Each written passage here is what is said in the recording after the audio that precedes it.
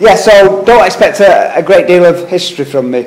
I think that what we have to take, though, from the transport revolt is the mass solidarity that brought about victory. And I think what we have to start as trade unionists, as working class people, what we have to start doing is working out how we can recapture that spirit of solidarity, how we can use that to attack and defend ourselves against the forces of capitalism. And it is an urgent thing we face. I don't have to tell people looking around the room here, I don't think there's many kind of Tories in here, but we don't have to tell people in this room that capitalism is staggering now from crisis to crisis. And who is paying? Who is paying? It's us, working class people. I mean, I got the electric bill and gas bill rises yesterday. 15% on electric, so 50% on gas, and 8% on electric. Was it the other way around? Anyway, it was big. And if you look, we haven't had a pay rise in 2 years. Food's going up. Transport's going up. And it's now becoming, as an normal, I'm only a manual worker, it's now becoming a struggle just to get by. It really is. So I think we have to look at that and take that with us. And I want to turn today, I'm going to divert on what the introduction, I've moved on a bit. With the riots, I wanted just to kind of speak about the bottom end of the working class on council estates, and it's something that's quite close to my heart. I was a really very adventurous sort of person there. I've lived on the same council estate all my life, you know. I mean, when I first moved, I could still see my mum's house from where I was. I didn't kind of cut my mum's apron strings, I kind of stretched them just a bit. So I've worked on the same, I've lived on the same council estate all my life. And it's, you know, I'm not here saying that things aren't bad. I mean, over a 10-year period, we got robbed 15 times in 10 years. I mean, it got that bad. We thought about when we go to buy new stuff to kind of invite the thieves along so they could have a choice in what we're picking, because we could end up with them anyway, you know. So it was quite bad, and we shouldn't underestimate the effect that crime has on working class families. My mother, a strong woman, she raised 6 of us virtually on her own. My mother lived in fear in the end of her life. She was fearing in her own house because she got burgled while she was in there, and it terrified her. So again, we shouldn't, as I say, we shouldn't sort of underestimate the effects on crime, but neither should we fall for this kind of one-dimensional, genuinely Kyle sort of view of working class life in council estates. There's a lot of community spirit in working class estates.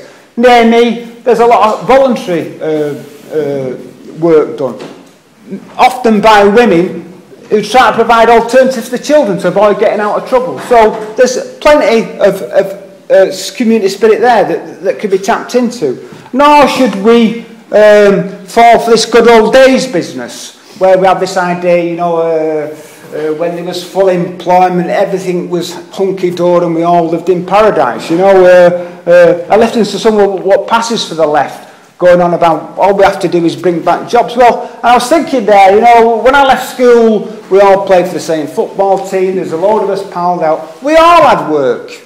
Many of us had apprenticeships, and we hated work. We absolutely despised work. The dread of work began on the Friday when you finish work, and you think, God, you dreaded going back Monday. So the idea that work is this panacea that's going to save us all is just not true. And how did we escape from this misery? And it was bloody misery, I can tell you. How did we escape from this misery? Alcohol and violence. Brutal. Mundane, totally stupid violence. I mean, what were we doing? Hitting each other over the head with bottles over some stupid argument. But none of that was reported then, because that was working class people attacking working class people. We weren't attacking property, so no one gave a toss. But how did I personally, and this is going to be a kind of personal view, because I'm just sick of what I've read reported in the press and how working class people are betrayed nowadays. How did I personally get out of that? It wasn't go and join the army, you know, where how do you overcome violence? You go and learn to kill people. It wasn't a spelling prison where, you know, you go and live 3 to a cell 24 hours a day and that's supposed to make your life better and your view of the world better. I'll tell you how I escaped. It wasn't physically, I didn't escape the drudgery at work. I escaped through coming in contact with the trade union movement. I started work, luckily I worked on building sites. I started work on a building site where a load of workers was laid off, same with a load of workers who'd just been laid off from Carrington, which is not far up. All of them were trade unionists. And within 2 weeks of starting work on that building site in Manchester, we were on strike. And I can tell you this, it was one of the best things that ever happened to me. It was like, what's that bleeder who, the Catholic there? I mean, I was brought up a Catholic as well, that's coming out, isn't it? That Catholic the road to whatever it was, he got the light and saw God. It was a bit like that with me. I can remember I can remember the very time now. We were having a strike meeting. This full-timer come in. To the strike, not this full time, I'll go on to them later. This foreman come in, and the bloke who was chairing the meeting stopped and says, "What are you doing here?" And the foreman said, "Oh, I'm just coming to the meeting." He said, "Get out, we don't have people like you in this meeting." And to me, that was a tremendous thing. These foremen that bullied and intimidated me, thrown out of the meeting, tail between his legs, left. And over the next months, as I got involved in the trade union movement, it begins to give me a new world, a sense of purpose, a sense of confidence. I mean, we say that things are bad now compared with the old days. Well, I went to a secondary modern. I was in something called low removed. It was the bottom of the secondary modern. You were called retarded, backward. And these kind of labels that you were given every day didn't actually inspire confidence in yourself. You know, you got the feeling that perhaps you were a bit of an idiot, you know. But when I started to get involved with the trade union, and I seen these ordinary working class people challenging management, it inspired me. It gave me confidence. It gave me a sense of belonging and being part of something.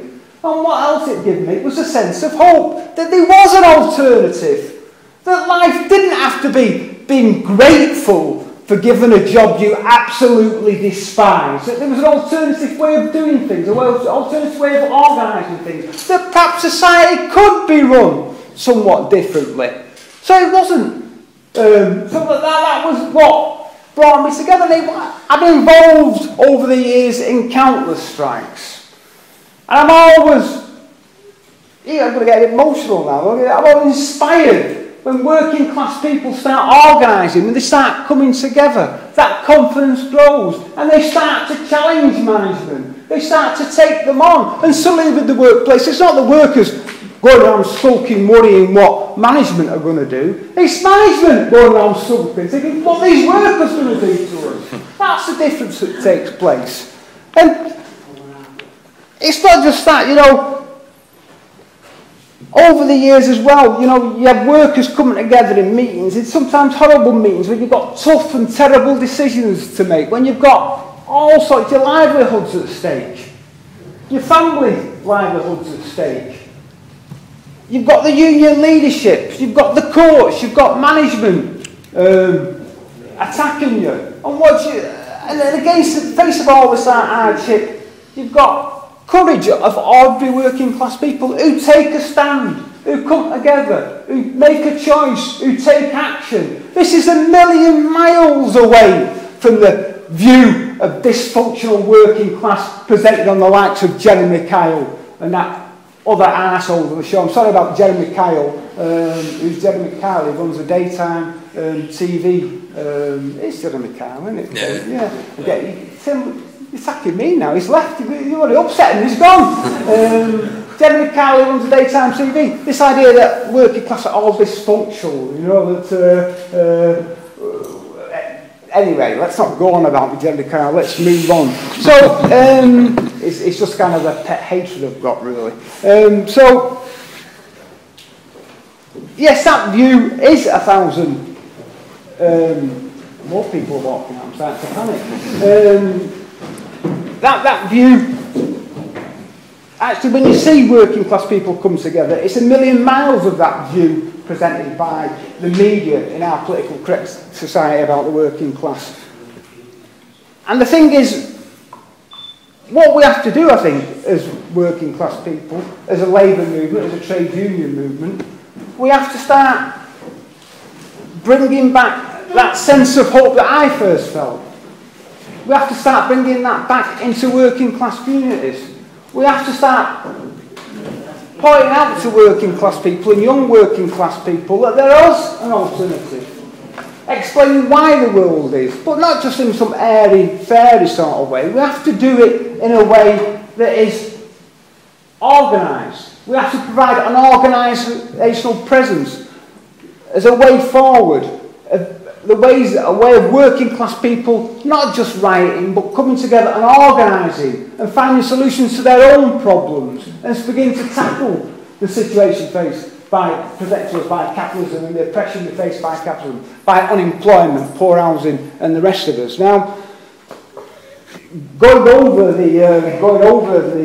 listening to the talk on syndicalism and syndicalist revolt, it's interesting in that he talks about the railway workers and as the chair says, I worked on a railway worker in Manchester for 16 years. I was a guard at Piccadilly, and during that time we built a militant depot.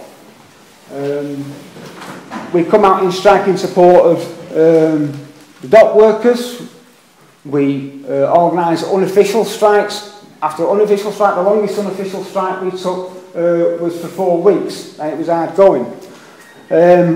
In that time, we went through more managers than soft Mick, really. We had a manager leave every couple of years because we got rid of them, we overcome them, we defeated them. My greatest pride when we had one bullying individual manager had a nervous breakdown to us. Now, people may find that shocking. I was quite happy.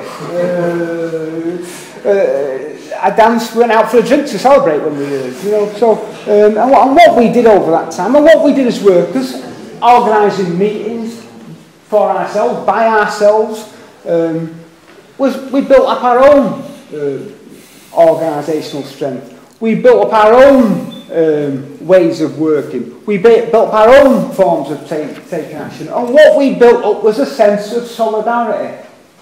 A sense of solidarity between us as workers. And that sense of solidarity overcome and defeated management time and time and time. The problem we face, now, I read one thing on the transport strike where it said that railway workers during the 1911 strike were faced by timid managers, timid trade union leaders. Well, timid trade union leaders, I'd call them something else, but a bit more polite really, because the problem we faced wasn't management, we were fighting our own trade union leadership most of the time. And what happened on the railway, and for all those who see nationalisation as a panacea, all this took place while the railways was still a nationalised industry, was that as they'd come to privatisation, they started attacking terms and conditions as workers in preparation for the sell-off. Because obviously if you're a private company, you do not want to buy a industry where you've got organised workers, so they tried to. It was a state, nationalised industry, that started to attack the terms and conditions, and Manchester acted as a focal point. We had workers, we started to organise meetings in Manchester, was attracting workers from all around the country.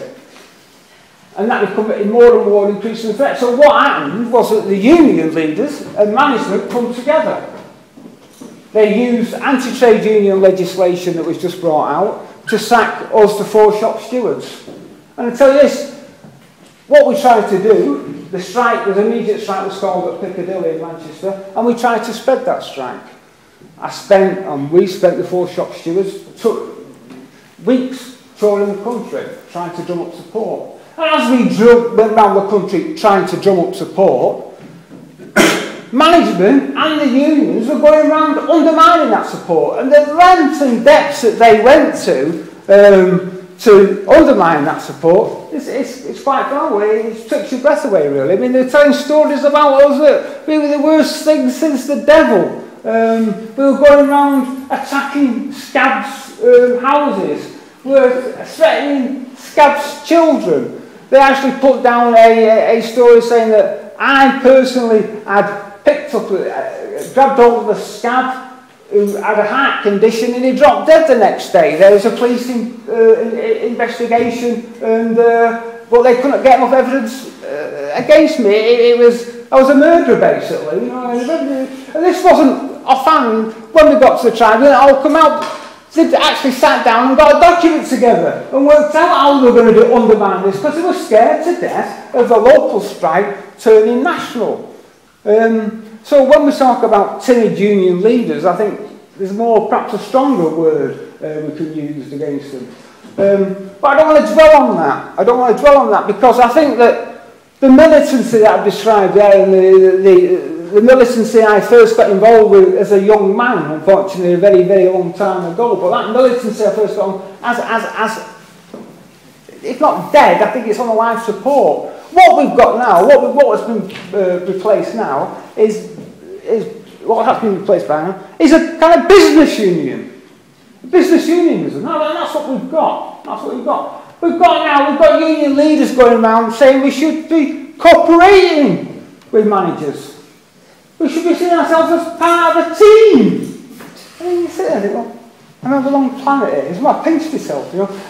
Last year, I had a full-time official come to me asking me, would I stop being so aggressive as a shop steward towards management? And you sit there and think, these sorts are kicking out of us at work. And we've got to, don't be aggressive to them, be nice to them. You know, kiss their asses, and perhaps they'll throw us a few kind of scraps from the table. And what has this new business union got, where every trade union is treated like clients of the union? So you're not a member of a trade union member anymore. You're not a comrade. You're not a brother or a sister. You're a client, and the union comes in and gives you a bit of advice when you're in a bit of trouble. And where has it got us? Well, I think that this business union is letting down a whole generation of working class people. It's fell asleep on me. I have to have that effect on people. It's let down a whole generation of working class people. Where are the trade union? Where is the trade union on the council estates? What has it done for the million unemployed young people? And you wonder why they riot. What hope have they got? What alternative have they got? They just alienate, and that's all they've got left. And where is the trade union movement helping them? Where is the trade union movement helping part-time workers, the army of part-time workers? Because the idea that people on working class estates don't work is a joke. Part-time workers, often women involved in part-time workers, often women involved in the black economy, because they've got part-time jobs and live off tax credits, and when they get to a certain amount, they start stopping the tax credit. They start stopping the housing benefit. They have no choice but to go and clean for some middle class area for some poxy wage. Well, where is the trade union movement helping them? It isn't helping them. And it's not a question of the trade union movement trying and failing. They've never even tried. And they've got massive resources. And they haven't used them resources. And I got this the other day. I'm now in Unison for my sins. It's the Unison the Unison National Magazine. You know, they have like pictures of people on in red and blue shirts. They always have that. It's like Butlins kind of red coats and black coats, you know. It's full of adverts about how you can get better insurance, how you can get better, you know, credit cards. We've got our own Unison credit cards. You know, the financial services who are doing such a wonderful job in helping working class people are given free adverts in this so-called way. But I turn to the back. I turn to the back. We're talking about union resources, yeah? I turn to the back, and it's got the statement of financial affairs. Well, I thought, this is good. Don't forget them. Let's have a look. And where we've got the General Secretary, it's pay. The General Secretary of Unison's pay. And last year, it received the priceless sum of £143,000, get it right, £143,887. That's nearly 150 grand this man got, yeah? Now, it's a lefty. It would have been more, but he took a pay cut to show solidarity with the low pay of his union, yeah? He received, and this is the kind of thing that can, pension contributions. He received £32,818 pension contributions. That's £32,000 in 1 year pension contributions from the union. How big is this pension, for God's sake? I mean, 32,000 is the equivalent of 3 years' wages, 4 years' wages for low-paid union members. And then you wonder, and then you ask, why is the sodding union out of touch? Why is it on the council estates? Well, I tell you why it's out of touch. Because they're all getting a good busting out of it. They're not interested. They're not interested in working class people stuck on council estates. They probably agree with the description of them. I've tried to calm down because I'm having a bit of a palpitation here. And I'm old, and I have a heart attack anything. And then some poor you poor sorts have to give me mouth with some space in it. It's not worth thinking about, yeah? And then, let's move on. Let's move on to the centre, the kind of main solid part of the trade union, where they've got their base, the public sector. I work in the public sector. I work as a night porter at the university, you know? And if this is the kind of strong, organised base of the working class, I hate to see the unorganised bit, because I can tell you something, it's chaotic. We asked them, here we have, we've got the pension strike. I'll drink a water. We've got the pension strike, yeah? It's a legal strike, so they don't have to worry, because the legality frightens trade union leaders to death. It's a legal strike. They can get us all out. They can get us all out on the same day, legally. Oh, you think this is kind of, we've been waiting for this. All we asked was to try and coordinate on one bloody day. Get us all out together. Could they do it? Could they soddy now? We've got one group out. We'll have one group out. We may have us all out in autumn. I've got my doubts about that. Well, if you look a bit deeper, let's look a bit deeper. The actual strike. Now, UCU, which is the lecturers' union, yeah? They come out prior to the day of action. What day was it? The day of action? 26th of March, isn't it? Yeah? It's in the memories going again. They come out prior. We went round, we went round as Unison members showing a bit of picture. We talked to some of the full-time officials there and some of the branch officials. Because it's branch officials as well. It's branch secretaries, many of the full-time. And they were incandescent how they were being left alone, yeah? They were being isolated. We get the day of action, again, I'm in Unison, so we weren't out. We went on the demonstration, not the pickets.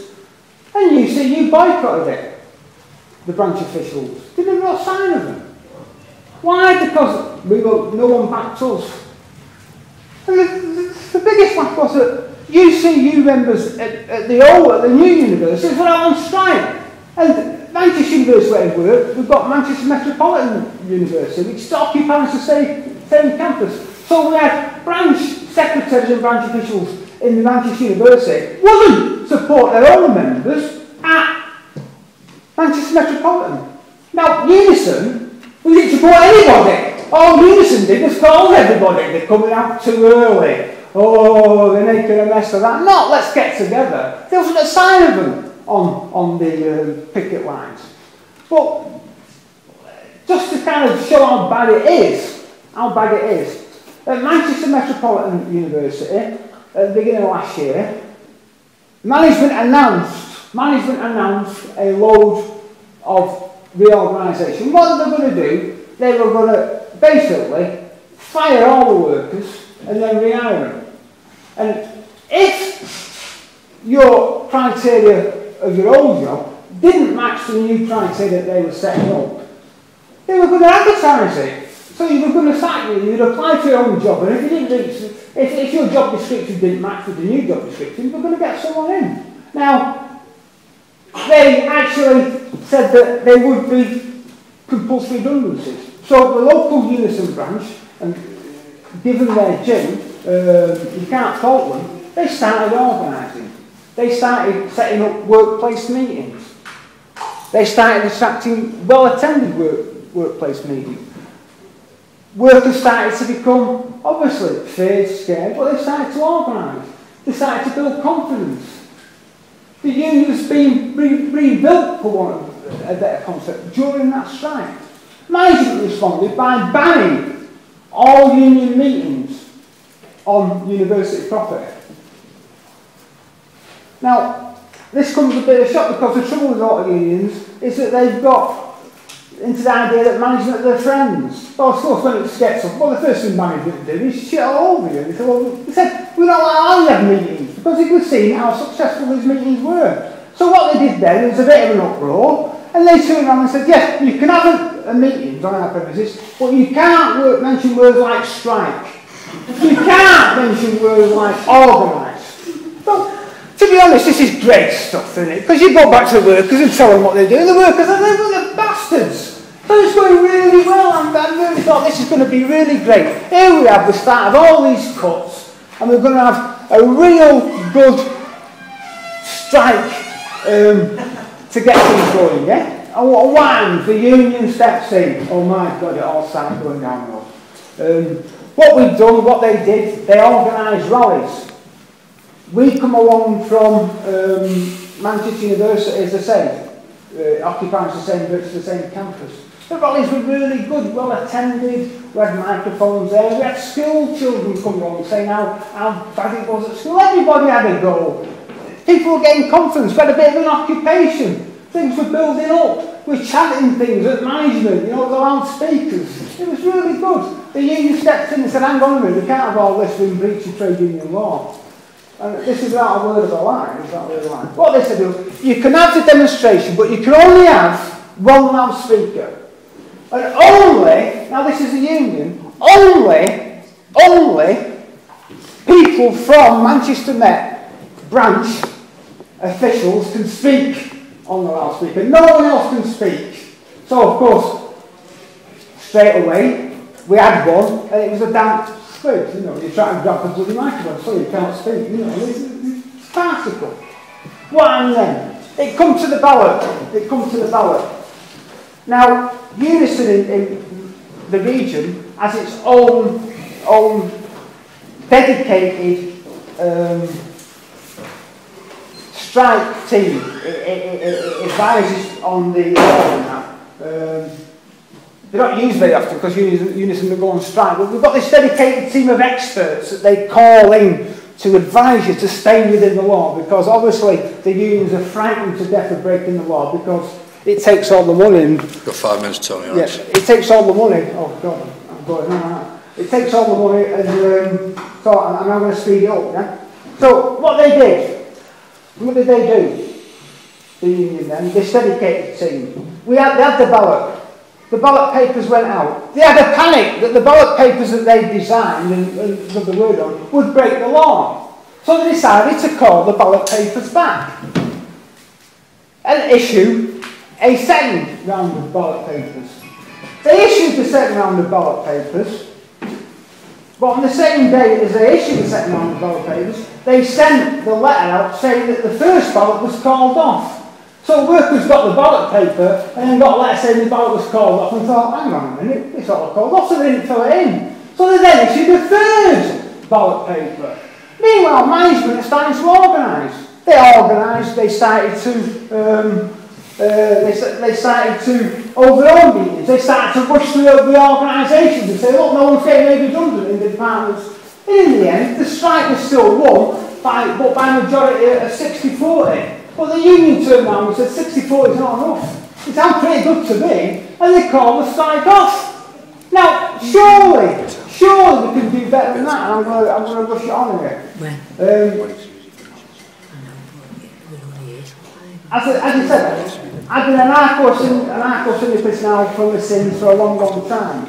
But I don't want to see people to see anarcho-syndicalism as some sort of dead historical thing. I mean, syndicalism is a great history in this country. In this country, it inspired the revolt, in 1936, it inspired the revolution, and that revolution, workers took control of their own industry. They took control of their own communities. They built health service for the first time. They built an education service for the first time. This, at the same time as fencing fascism. So we've got a great history. A lot of it's hidden because it's the working class movement. And the middle classes tend not to kind of highlight working class history. But we'd always say it's some sort of something that happened in the past. The Solidarity Federation is an active organisation. We're looking for new ways of working. Internationally, we're growing. We've now probably the only revolutionary, anti-capitalist international left in the world. We've got groups in Europe, Eastern Europe, South America, we've got contacts in Asia, Africa. We're starting to grow all the time. And it's not just a talking shop. Yesterday, the Solidarity Federation organised a strike in support of workers in Spain. It's organised a picket in support of workers in Spain. So we're doing that all the time. What we aim to do when we've got resources, we aim to set up groups in working class areas, part of working class communities. That's the organisational focus point to bring workers together so they can start organising and finding their own solutions to the problem they face. So that's a permanent presence. But that again is something in the future. We're trying to do something today. Constantly we're trying to evolve ideas, we're trying to build community strategies, we're trying to build industrial strategies that are offer an alternative to the bankruptcy of business trade unionism. Just a few examples. In my own old union on the RMT, workers on the London Underground organised something called Workmates. The union was shunning casual labour that was brought into repair tracks, agency workers. They were kind of undermining our conditions. What Solidarity Federation tried to do was bring union members and non-union members, permanent and casual workers together and start to organise. We organise a system of workplace groupings and meetings that were controlled democratically. They were federated, and they did and have done tremendous stuff. They had actions, they built solidarity, they've organised sympathy action, all in breach of the law. We're also involved in something called Stuff the Boss campaign. It's called Stuff the Boss, you don't want to know, so we just put Stuff the Boss, and it kind of attracts people. What we do is go around with leaflets, showing workers, outlining workers' basic rights. We go on council estates, we go in the shitty kind of takeaways where workers are paying next to nothing. We go around shops, we go where the union doesn't touch. Through that, and I'll try and, as I say, I'm sorry, Chair, I'm rambling on. But I'll give you a good example. Through that, we come in contact with a worker who was being robbed of his wages by an agency. The agency just refused to pay him. So what did we do? We organised pickets for that agency, up and down the country. Office Angels, as it's called, which turned out was a part of a massive international country. To show you how they're all connected. But can you see a union doing that? We stood outside, we didn't breach the law. And at first, Office Angels turned around with disdain. We weren't having that. It was only a small amount of money to them. But it was a part of principle. We're not allowing people to organise. Because they're scared. If you start giving away to one, you start giving away to others. But when the pickets started coming round, when we started giving out leaflets, when we started attracting attention, first we had managers coming out giving counter leaflets. It was quite amusing. You're giving out one leaflet, you've got some idiot the manager giving out. Well, no, that's not the truth. In the end, they caved in. They caved in just through basic solidarity, in the face of basic solidarity. In the in the face of basic working class organisation. And that is being lost by the union. We're trying to provide that. Now, and I'll finish on this. Obviously, we don't have all the answers. And many people in this room will probably disagree with a lot of things we do. But I want to leave you with this thought. Now, if as a labour movement, if as a trade union movement, if we are not, in this day and age, reaching out to the most exploited, the most alienated, the most despairing groups in our society of working class people on estates, what are we doing? And I tell you what the problem we face. Just like in the syndicalist revolt, where we had large groups of labourers on the docks and that who were abandoned by them, they're not thought about it, they started to organise themselves. We're having the same thing now. We're having a trade union movement retreating into the public sector, where it's becoming little more than a business union, and it's leaving outside that whole swing of exploited and often desperate people that it's not helping. Now, we're trying to provide answers. What I have to say to people in this audience is if you don't agree with us, you provide answers. You come with us, work with us, because we're not some sort of Marxist intellectual that comes in and parachutes ourselves in and acts as leadership. We're not that. We will work with anyone who is looking to help and build solidarity in working class communities and in working class workplaces. And I'll finish on that, yeah?